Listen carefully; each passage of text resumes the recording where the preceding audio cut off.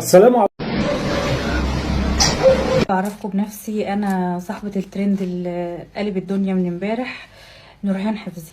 تاكل كوارع وجمبري ونقح عليهم الفوسفور دلوقتي. تمام.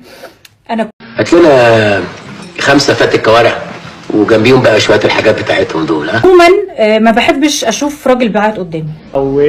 ده ايوه. أنا لا اذا كان كده يبقى احنا ظلمناك وحقك علينا. اللي كانت قاعدة جنب معرفش إيه علم إيه الحيحنة دي. ما نمسك نفسنا شوية يا جماعة، مش كده يعني. لا لاحظ اللي كلامك جارح، وبعدين مش ينفع اعلق على الكلام اللي انت بتقوليه دوت عشان بلس 18. يعني نمسك نفسنا شويه. وبعدين معلش، يعني الموضوع ما كانش اوفر، ولا انا قاعده لابسه حاجه مفتوحه ومطلعوا لكم حاجاتي ولا ايه، ما يعني بالراحه. اعوذ بالله من غضب الله، وكمان عايزه تطلع لنا حاجاتك. يا ريتني بليته يا باشا. يا سيدي احكي لنا. وده كان الخبر الاولاني اللي معانا.